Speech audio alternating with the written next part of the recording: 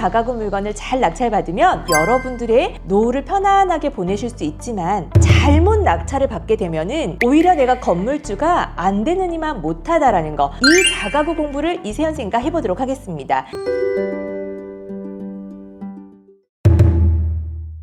여러분 안녕하세요. 월세모니콜 세연쌤입니다. 반갑습니다. 우리 사랑하는 소행님들 모두가 꿈꾸는 월세의 꽃 다가구, 매달 안정적으로 현금 흐름을 만들 수 있는 정말 최고의 투자 물건이라고 생각을 하는데요. 이 다가구 물건을요, 경매로 저희가 저렴하게 낙찰을 받아서 안정적으로 매달 따박따박 월세를 받잖아요. 그런데 여기서 여러분들이 정확하게 아셔야 되는 거는요, 좋은 다가구 물건을 잘 낙찰받으면 너무너무 안정적으로 여러분들의 노후를 편안하게 보내실 수 있지만 이 다가구 건물을 잘못 낙찰을 받게 되면은 오히려 내가 건물주가 안 되느니만 못하다라는 거, 그래서 여러분들 인생을 너무너무 힘들게 할 수 있다라는 거, 오늘 이 다가구 공부를 이세연 선생님과 해보도록 하겠습니다. 결론은 이런 다가구 물건 절대 투자하지 마라입니다. 4가지로 이세연 쌤이 한번 정리를 해봤는데요. 첫 번째는 임대 수익이 너무 낮은 지역입니다. 이런 다가구 물건들은요, 수익률도 너무 떨어질 뿐더러 월세가 낮다라는 거는 그만큼 수요가 없다라는 거거든요. 앞으로 수요는 점점 더 빠져나갈 수 있는 지역이다라는 거를 증명해 준다라고 생각하시면 좋을 것 같아요. 우리 실전 경매죠. 물건을 가지고 보면 여러분들이 확실하게 이해가 되실 것 같습니다. 해당 물건은 경북 경산시에 위치한 상가주택이네요. 자, 토지 면적 55평, 건물 면적이 112평이고요. 감정가가 너무나도 매력적입니다. 7억대죠. 7억 1,800만 원. 한 번도 유찰되지 않은 상황이긴 한데요. 건물 사진을 살펴보자면 너무너무 깨끗하고 너무 예쁘게 아담하게 잘 지어놨습니다. 해당 상가주택은요, 10가구로 이루어져 있는데요. 여기 월세 시세를 한번 조사를 해봤더니요, 원룸이 보증금 100만 원에 월세가 10만 원대인 거예요. 근데 많이 받아도 20만 원 정도, 100에 19만 원, 100에 20만 원 이렇게밖에 월세를 받을 수가 없고, 투룸 같은 경우에는요, 보증금 100만 원, 200만 원, 300만 원 정도의 월세는 30만 원 정도로 형성이 되어 있더라고요. 뿐만 아니라 더 무서운 거는요, 영남대학교 경산 캠퍼스 대학교 인근이잖아요. 그럼 대학생들의 수요가 굉장히 많겠다라고 생각하시죠. 그죠? 그런데 이 위쪽으로 다가구 건물들이 굉장히 많아요. 아래쪽으로도 다가구 건물들이 굉장히 많이 분포가 되어 있는데 공실도 어마어마하다라는 거예요. 그러니까 임대료가 높아질 일이 전혀 없고 오히려 더 내려갈 일만 있다라는 거죠. 이런 다가구 건물주 되는 거 여러분들 원하시나요? 그런데 감정가가 7억대니까 한번 유찰되면 더 저렴하겠죠. 그러다 보니 우리 소액님들이 또 소액을 가지고 건물주가 될 수 있다라는 이 이상한 희망을 가지고 정말 잘못된 선택을 할 수 있다라는 거. 그래서 임대료가 낮은 지역은 피하자. 이런 다가구 건물 절대 투자하시면 안 됩니다. 두 번째는요, 수요에 맞는 룸 구성이 되어 있어야 합니다. 예를 들자면 대학교 주변으로 우리가 다가구 물건을 보는데요. 이 다가구의 수요는요, 1인 또는 2인의 구성으로 되어 있거든요. 그런데 그 수요에 맞지 않게끔 이 3룸이 많은 다가구, 이런 거는 혼자 내가 월세를 구해서 들어오는 사람이 3룸에 들어올 일은 없겠죠. 그리고 2명인데 3룸에 들어온 일은 거의 없습니다. 너무 이 월세가 높아지잖아요. 그래서 이 수요에 맞게끔 룸 구성이 되어 있어야 된다는 거죠. 3룸을 찾는 수요는 대부분이 가족 구성원으로 되어 있잖아요. 그러다 보니까 저렴한 아파트에 갈 수도 있고요, 또 빌라에 갈 수도 있는 거예요. 이런 다가구에 높은 월세를 주면서 거주할 수 있는 수요는 아니라는 거죠. 그러면 이 다가구의 입지가 좀 주변에 대학교들이 많이 좀 분포가 되어 있다, 이런 경우에는 원룸 또는 1.5룸의 룸 구성으로 구성이 되어 있어야겠죠? 그런데 3룸이나 2룸으로 구성이 대부분이 되어 있다. 그럼 공실 확률이 굉장히 높습니다. 그리고 임대를 맞추더라도 굉장히 저렴한 가격으로, 첫 번째 우리 뭐였죠? 임대료가 저렴한 지역은 피하자라고 했습니다. 다 연결되는 거거든요. 그래서 다가구 물건 같은 경우에는 3룸이 너무 많지 않은 원룸과 1.5룸, 2룸은 몇 개 정도 들어가 있는 거 괜찮습니다. 그런 물건으로 여러분들이 좀 선점하시기 하시기를 당부드립니다. 세 번째는요, 바로 용도를 확인하셔야 돼요. 지구단위 계획구역이라고 여러분들 들어보셨나요? 지구단위 계획구역이 무엇이냐 한번 살펴보도록 할게요. 계획적으로 관리하기 위해서 수립하는 도시, 군 관리 계획으로 결정 고시된 지역입니다. 지구단위 계획구역은요, 국토교통부 장관이나 시, 도지사, 시장 또는 군수가 지정할 수 있어요. 지자체장이 지정할 수가 있고요. 지구단위 구역에서 건축물을 건축하거나 용도를 변경하려면 그 지구단위 계획에 맞게끔 건축하거나 용도를 변경해야 됩니다.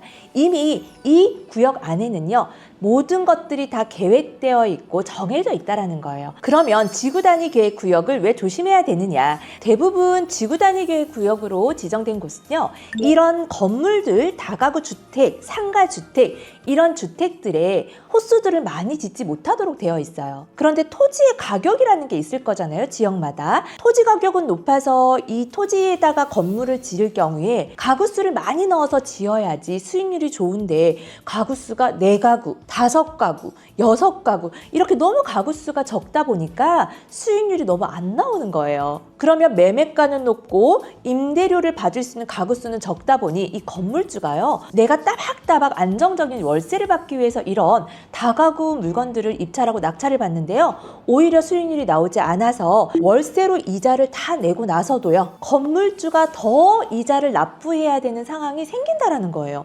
여러분들 너무 끔찍하지 않나요? 우리 실전 경매입니다, 여러분. 그래서 물건을 보고 정확하게 한번 확인해 볼게요. 여러분들 이 물건 보시면 와, 물건 너무 좋다 이러실 거예요. 그런데 조심해야 된다라는 거죠. 경기도 남양주시에 위치한 상가주택인데요. 토지 면적은 75평, 건물 면적은 149평이에요. 감정가가 18억 4천만 원. 이것도 지금 유찰이 되지 않은 상황인데요. 건물을 보면 여러분 너무 예뻐요. 와, 1층에 상가도 있고요.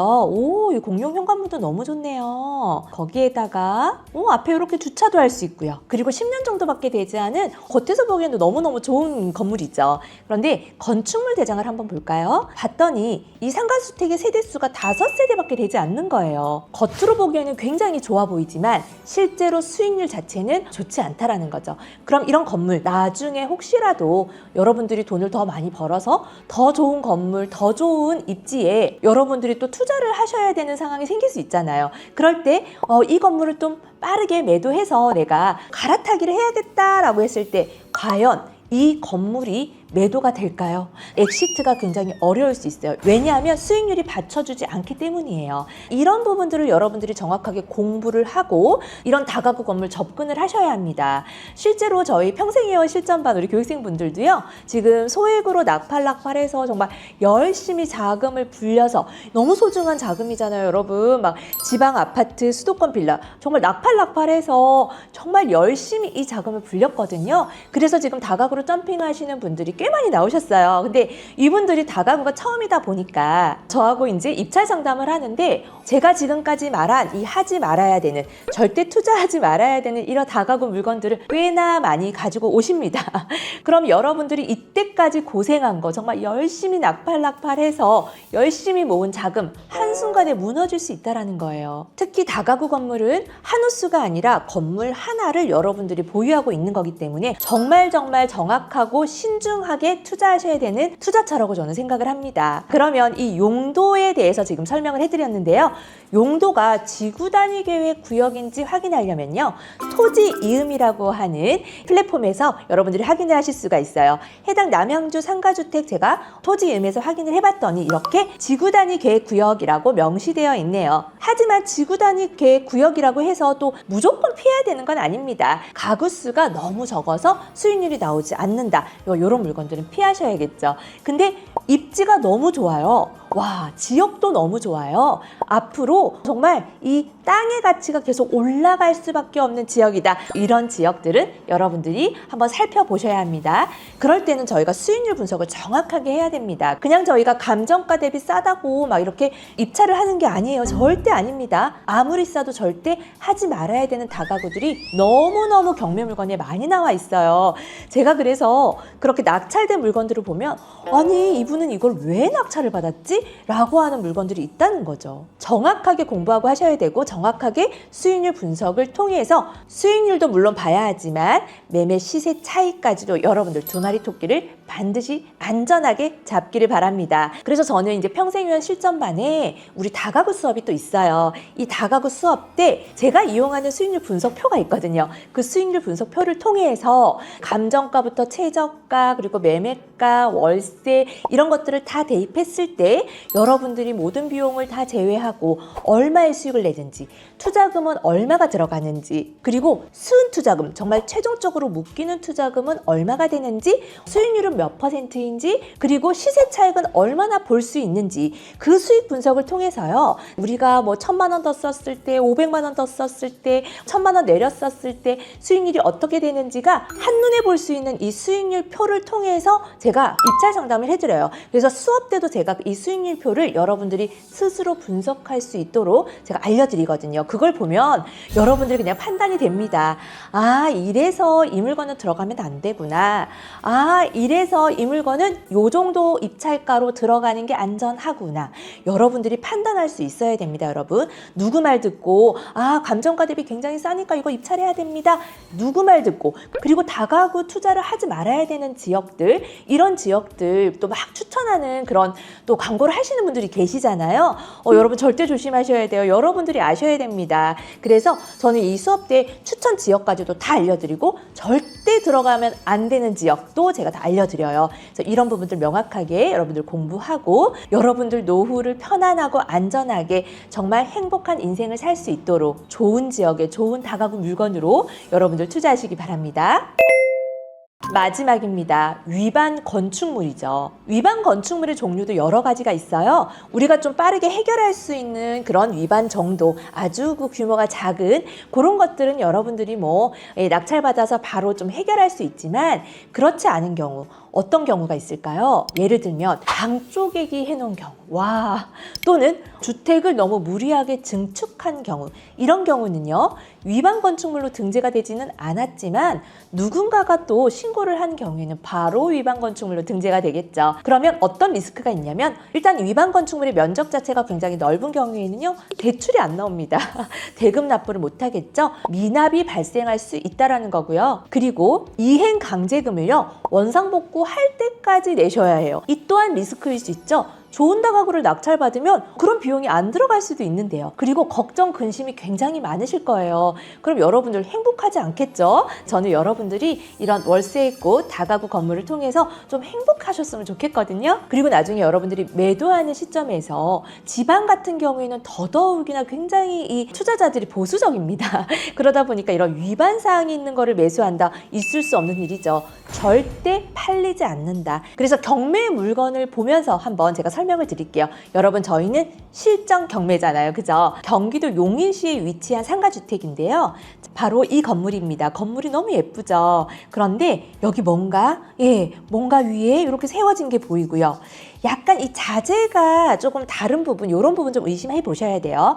여기도 자재가 좀 다르죠, 여러분? 좀 의심해 보셔야 됩니다. 그래서 건축물 대장을 반드시 확인하셔야 돼요. 건축물 대장을 한번 확인을 해봤더니 아우, 아니나 다를까 위반 건축물로 이미 등재가 되어 있네요. 지역이나 입지가 너무 좋은데 이렇게 위반 건축물로 이미 등재된 것들, 이런 것들 조심하셔야 됩니다. 그래서 임장 가셔서도요, 혹시라도 위반 건축물로 아직 등재되지는 않았지만 이런 좀 위반 사항들이 있는지 이런 것들 여러분들 눈으로 직접 확인하시고 정확하게 수익률 분석하고 제가 앞에서 말한 절대 투자하지 말아야 될 다가구 조건에 혹시라도 해당되는 사항이 있는지 면밀하게 체크한 다음에 여러분들 다가구 물건 투자하시기 바랍니다. 우리 마지막으로 한번 정리를 해볼까요? 오늘 다가구 투자 절대 하지 말아야 되는 조건 4가지를 함께 공부해봤습니다. 첫 번째는요, 너무 임대료가 저렴한 지역 하지 말자입니다. 두 번째는요, 그 수요층에 맞지 않은 룸 구성이 되어 있는 경우 제가 하지 말아야 된다고 말씀드렸어요. 세 번째는요, 가구수가 너무 적은 것들,